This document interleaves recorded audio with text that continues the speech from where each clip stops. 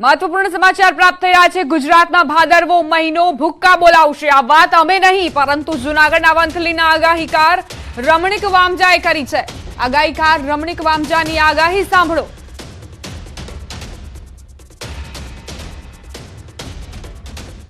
13 તારીખથી 15 તારીખની અંદર વરસાદ સારો થશે ગાજી, કારણ કે ગરમી પ્રમાણ વધવાથી પવનની દિશા બદલાવાથી વરસાદ પણ સારો થશે ને બપોર પછી મંડાણી વરસાદ થશે। અને તારીખ 21/9 તારીખથી 28/9 સુધી કે હાથિયા નક્ષત્રની અંદર બપોર પછી ગાજી સાથે વરસાદ થશે અને મંડાણી વરસાદ થશે। 2 થી 7 ઇંચ વરસાદ થાય તેવું મારું પૂર્વાનુમાન છે। રમણીક વામજાએ સપ્ટેમ્બર મહિનાની તારીખો સાથે આગાહી કરી છે। તારીખ 3/9/2024 તારીખ 9/9 વરસાદ તેમાંની અંદર એક વીછીડો બે છે। અત્યારે આ વરસાદ અમરેલી, ભાવનગર, જૂનાગઢમાં પણ બપોર પછી મંડાણી વરસાદ થાય અને આ વરસાદ હજી પણ ઘણી જગ્યાએ વરસાદ ગાજવી સાથે વરસાદ થશે। 3/9 થી 9/9 તારીખ સુધીમાં બપોર પછી મંડાણી વરસાદ થાય, કારણ કે અતિ ભારે ગરમી પડશે। તેમણે ભાદરવામાં તીડના આક્રમણની પણ વાત કરી છે, તે પણ સાંભળીએ। કાર્તિક મહિનાની અંદર જે 12 માસ પૂનમને જોવા પદ્ધતિ હોવાથી જે તીડ પંખી રાજસ્થાન બોર્ડર ઉપર ભાદરવા મહિનામાં અત્યારે જે તીડ પંખી પણ દેખાશે।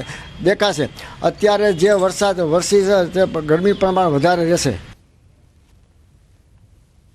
ગુજરાતના ખેલૈયાઓ માટે ચિંતાજનક સમાચાર પણ વામજાએ આપ્યા છે।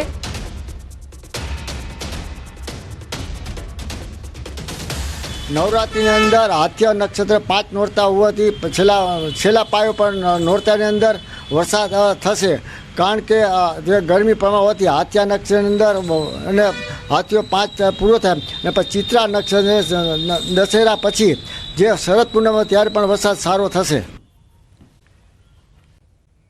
જામનગરમાં પડેલા ભારે વરસાદથી ખેડૂતોને પારાવાર મુશ્કેલી વેઠવાનો વારો આવ્યો છે। પવન સાથે પડેલા વરસાદના કારણે ખેતરોમાં વીજ પોલ ધરાશાયી થતા વીજ પુરવઠો ખોરવાયો।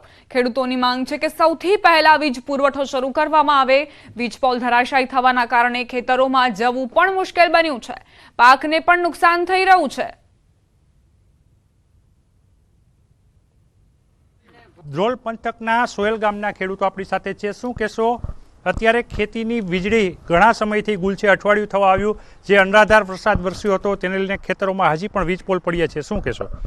હવે સરકારશ્રીને અમે એ જ જીઈબી વાળાઓને વિનંતી કરી છે કે જેમ બને તેમ જલ્દી લાઇટનો પુરવઠો ચાલુ થાય પૂર્વવત, એવી બધાની અપેક્ષા છે। નહીં તો આ પાક આખો મુરઝાઈને અને આખું વરસ ફેલ જશે।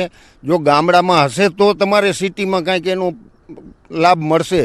હજી મજૂર તો બાકી ગામમાંથી પાણી ભરીને જાય છે તો એ કંટાળી જાય છે, બરાબર। આ પાણી અત્યારે લાઇટું નથી તો પી નથી લાગતા। મને એમ કે હવે જેટ લાઇટું અહીંયા આવે તો અમારે પાણી ઘરેથી ગામમાંથી લઈ ન જવું પડે। ગામમાંથી પાણી લઈને આવવું પડે છે, દવા છંટકાવમાં અને અન્ય કામગીરીમાં પણ વિક્ષેપ થાય છે, શું કહેશો? ખેતરોમાં વીજળી નથી, જેને લઈને કેવી તકલીફો? તકલીફ તો તમે જોઈ શકો છો, બધાય પોલ ધરાશયી થઈ ગયા છે, બરાબર। તો ખેડૂતને જેમ બને એમ દવા છાંટવામાં, પાણી પીવામાં, મજૂર વર્ગ અહીંયા રહીએ છે વાળીએ, એને તકલીફ ન પડે તો તાત્કાલિક વીજ પોલ ઊભા કરવા। અને અમે સરકારશ્રીને નમ્ર વિનંતી કે જેમ બને એમ પહેલી પ્રાયોરિટી વીજળીને આપે। ગામમાં છે ને પહેલાં તો 20-25 એટલે ખેતી વિસ્તારમાં 20-25 પોલ ધરાશાયી થયા છે, આશરે એવું છે।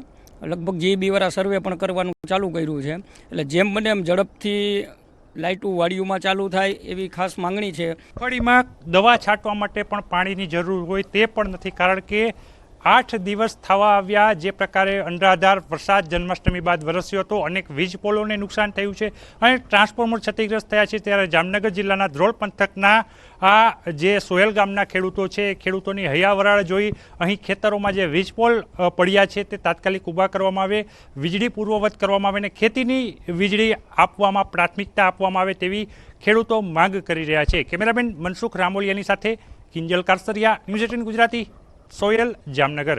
માં ગરમીનો પ્રકોપ રહી શકે છે તેવી આગાહી પણ રમણીક વામજાએ કરી છે।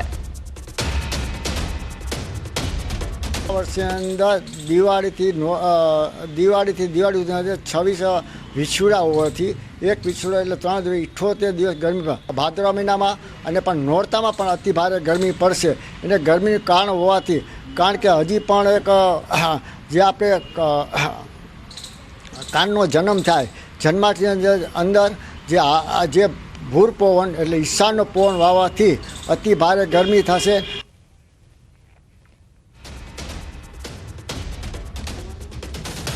વંથલીના આગાહીકાર રમણીક વામજાએ ખેડૂતોને પણ સૂચના આપી છે. શું કહ્યું તેમણે તે પણ સાંભળી લઈએ. આ ગરમીને કારણે આપણા ખેડૂત ભાઈને મારે વિનંતી છે, સાપ વીછી કરવાનો બનાવ વધારે બનશે.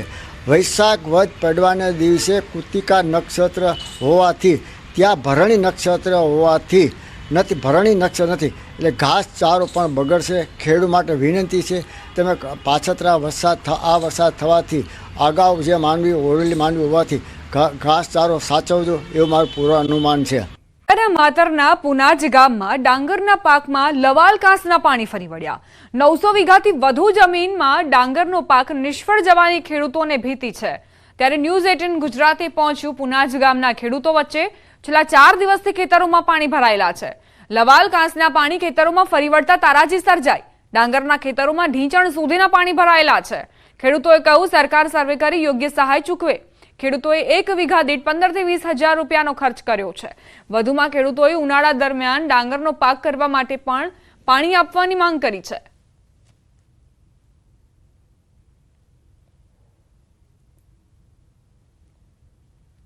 વરસાદના લીધે જો ફૂલ પાણી આવી ગયું બધે અને કોસ સાફ સફાઈ નતું કર્યું તે અમારે બધું કોસનું પાણી જ બધે ફરી વળ્યું છે. કેટલું નુકસાન? હવે 1000-1500 વીઘાનું બધું નુકસાન જ છે. હવે જ્યારે જરૂર હતી ત્યારે કેનાલમાં પાણી આવ્યું નહીં ત્યારે અમે આગળ ગમે તેમ કહીને આમ છે દમતા મૂકીને કાહળીમાંથી નિકાસમાંથી મૂકીને અને ધરું ઉછેરી મોટા કર્યા. પછી છે તે પાણીનો વરસાદ આવી ગયો એકદમ તે બધી ચારી તમે જુઓ બધી ભરી ગયેલી છે. ખેડા જિલ્લામાં ઉપરવાસમાં ભારે વરસાદ અને અહીં આગળ સામાન્ય વરસાદમાં ખેડૂતોના ખેતરોમાં જળબંબાકારની સ્થિતિ થઈ છે. ન્યૂઝ 18 ગુજરાતી પહોંચ્યું છે માતર તાલુકાના પુનાજ ગામે. પુનાજ ગામની અંદર અંદાજિત 1000 થી વધુ હેક્ટરમાં ડાંગરના પાકને નુકસાન થયું છે. હું જે ઊભો છું તે ખેતરની અંદર હજુ પણ મારા ઢીચણસમાં પાણી છે એટલે ડાંગર સંપૂર્ણ નાશ જવાની શક્યતા છે. અહીંના ખેડૂત જોડાયા છે. શું નામ તમારું અને શું પરિસ્થિતિ? મારું નામ મનહરદાન ગોવિંદભાઈ ગઢવી, ગામ પુનાજ, તાલુકો માતર. મનોહરભાઈ, કેવી પ્રકારની સ્થિતિ છે? છેલ્લા 5 દિવસથી અહીંયા ઉપરવાસમાં ભારે વરસાદ આણંદ જિલ્લામાં નડિયાદમાં પડવાથી અમારા લવાલ કાંસમાં પાણી આવ્યું છે અને સાબરમતી અને વાત્રકનો ધક્કો હોવાથી આ પાણી અંદર જઈ શકતું નથી એટલે અમારી કેરવાડીમાં ફરી વળ્યું. લગભગ અમારા ગામમાં 2200 હેક્ટર કરતાં વધુ ડાંગરનું નુકસાન થયું છે. નુકસાન થયું છે. અન્ય પણ ખેડૂત છે. કેટલા રૂપિયાનો વીઘા દીઠ ખર્ચો કર્યો હતો અને કેવા પ્રકારનું નુકસાન થયું? અંદાજે તો આચેકા ખેડૂતના 20 થી 25 થયો છે. રોપામણ ને બધું અને ખાતર અન્ય નાખ્યું છે તે 35 થી 40 એક વીઘે ખર્ચો લાગ્યો છે. બરાબર. વીઘા દીઠ 30,000 રૂપિયા જેટલો ખર્ચો થયાનું ખેડૂતો જણાવે છે. અન્ય પણ એક ખેડૂત છે તેમની સાથે પણ વાત કરવાનો પ્રયત્ન કરીશું. દાદા, ડાંગર આફર થવાનું નથી એવું લાગી રહ્યું છે, શું કહેશો? ડાંગર તો હવે થાય નહીં. હવે બીજું શું પાક કરો એની ઉપર ગામનો આખો આધાર રહ્યો. લગભગ બધી જ ડાંગર બોરાણમાં જઈ છે. આ છોડવામાં ઝાડીને ઊભા છે એ કંઈ છોડવો રહેવો લાગતો નથી. અમે સરકાર પાસે તો એટલી જ અપેક્ષા રાખી શકીએ કે જે થાય એ યથાયોગ્ય અમને મળતર આપે, વત્તા ઉનાળુ પાક માટે પાણીની સગવડ કરી આલે. કારણ કે એક વીઘે લગભગ 15 થી 20 હજાર રૂપિયા ખર્ચો થયેલ છે જે હાલમાં કંઈ મળી શકે એમ નથી અને કોઈ વળતરની આશા નથી. એટલે કહી શકાય કે એના ખેડૂતો એક જ વાત કરી રહ્યા છે કે તેઓનો સરકાર દ્વારા સર્વે કરાવી અને તેમને વળતર ચૂકવે. ફરીથી દ્રશ્યો બતાવીશ કે આપ જોઈ શકો છો કે જે તમામ ડાંગર છે આ તમામ ડાંગર પાણીમાં ગરકાવ થઈ ગઈ છે. હું પણ અત્યારે ઢીસણસમાં પાણીની અંદર ખેતરમાં ઊભો છું અને આ તમામ પાક નિષ્ફળ જવાના કારણે ગામ લોકોની એક જ વાત છે કે સરકાર દ્વારા આના સર્વે કરી અને તેમને યોગ્ય વળતર રૂપે સહાય ચૂકવવામાં આવે. તેમજ ઉનાળા દરમિયાન આ ખેડૂતોને જો પાણી આપવામાં આવે તો ફરીથી ઉનાળુ સિઝન લઈ શકે. કારણ કે શિયાળુ પાક પણ હવે નિષ્ફળ જવાનું લોકોને ભીતિ સેવાઈ રહી છે. ઉમંગ પટેલ, ન્યૂઝ 18 ગુજરાતી, પુનાજ, ખેડા. સુરેન્દ્રનગર જિલ્લામાં અવિરતપણે ધોધમાર વરસાદ નોંધાયો હતો, જેને પગલે ખેડૂતોના ખેતરોમાં પાણી ફરી વળતા મોટા પાયે કપાસ સહિતના પાકને નુકસાન પહોંચ્યું. જેમાં વઢવાણ તાલુકામાં 6000 થી વધુ વીઘા જમીનમાં ખેડૂતોના પાકને નુકસાન ગયું. ખેડૂતોની હાલત કફોડી બની છે. વઢવાણના મેમકા, માડોદ, કોઠારિયા, વડલા સહિત અનેક ગામના ખેતરોમાં પાણી ભરાયા છે. ખેડૂતોએ મહા મહેનતે કરેલ કપાસ, મગફળી, જુવાર સહિતના પાક અને બાગાયતી પાકને મોટા પ્રમાણમાં નુકસાન ગયું. સરકાર દ્વારા તાત્કાલિક પાક નુકસાની અંગે સર્વે હાથ ધરી વળતર ચૂકવવામાં આવે તેવી ખેડૂતોએ માંગ કરી છે.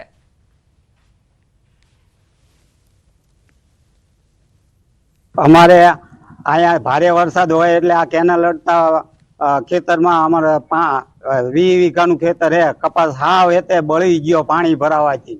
અને દર વર્ષે ભારે વરસાદ હોય ત્યારે અમારે બળી જ જાય. અમારે સરકારને એટલી માંગણી છે કે એ લોકો ખેતર ઉપર આવી અને સર્વે કરી જાય, અને સર્વે ન કરે એ લોકો ચોપડામાં એમની મેળે આંકડા મેકી દે છે અને પછી કહે કે આવી રીતના થઈ ગયું સર્વે. એ નહીં, પણ એ લોકો રૂબરૂ આવે અને સર્વે કરી જાય. કે ભાઈ રેન્ડમલી આ લોકો સર્વે કરતા હોય છે, 5 ખેતરમાં સર્વે કરી લીધો પછી બીજી સીમમાં જતા રહે, એવું નહીં કે સ્પોટ ઉપર સર્વે થાય તો ખેડૂત સાથે ન્યાય થશે. આની જગ્યાએ અન્યાય એવો થાય છે કે દર વર્ષની જેમ કે રેન્ડમલી આ લોકો સર્વે કરી લે, 5 ખેતરમાં જોઈ લીધું પછી ઓલ ઓવર આંકડા સીધા મૂકી દેતા હોય છે. સુરેન્દ્રનગર જિલ્લામાં તાજેતરમાં વરસેલા અનરાધાર વરસાદ ક્યાંક ને ક્યાંક સુરેન્દ્રનગર જિલ્લાના ખેડૂતો માટે આ મેઘમહેર છે, એ મેઘ કહેર સાબિત થઈ છે. આ ટીવી પરના આપ દ્રશ્યોમાં જોઈ શકો છો કે સુરેન્દ્રનગર જિલ્લાના વઢવાણ તાલુકાના જે ખેતરો છે એના દ્રશ્યો છે. ખેતરોમાં હાલ અંદાજે 2 ફૂટથી વધુ પાણી ભરાયેલા છે. છેલ્લા 4 દિવસથી સુરેન્દ્રનગર જિલ્લામાં વરસાદે સંપૂર્ણપણે વિરામ લઈ લીધો છે. તેમ છતાં હજુ સુધી આ જે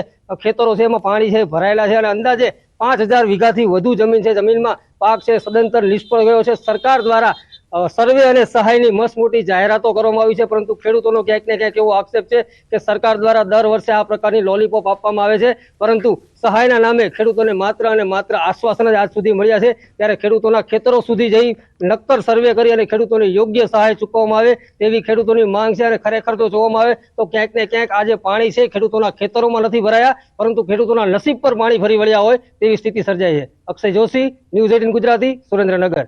જિલ્લામાં 25 થી 28 ઓગસ્ટ દરમિયાન એટલે કે 3 દિવસ સુધી મેઘ કહેર જોવા મળ્યો હતો. ભારે વરસાદના પગલે મકાઈ અને શાકભાજીના પાકને ભારે નુકસાન થયું. એક તરફ જંગલી ભૂંડ અને નીલગાય દ્વારા પાકને નુકસાન કરવામાં આવ્યું, બીજી તરફ કુદરતનો કહેર પણ નજરે પડ્યો. ત્યારે ખેડૂતોની સ્થિતિ કફોડી બની ગઈ છે. જિલ્લામાં 1.61 લાખ હેક્ટર જમીનમાં વાવેતર કરાયું હતું, જેમાંથી 60,000 હેક્ટરમાં ભારે વરસાદ અને પવનના કારણે પાકને નુકસાન થયું હોવાનું પ્રાથમિક તબક્કે બહાર આવ્યું છે. ખેડૂતો દ્વારા તંત્ર પાસે સર્વે કરી વળતરની માંગ કરાઈ રહી છે. ત્યારે આ અંગે જિલ્લાના ખેતીવાડી અધિકારીએ જણાવ્યું હતું કે સર્વેની કામગીરી ચાલુ છે. થોડા સમયમાં નુકસાનનો ચોક્કસ આંકડો સામે આવશે, ત્યારબાદ સહાયની કામગીરી હાથ ધરાશે.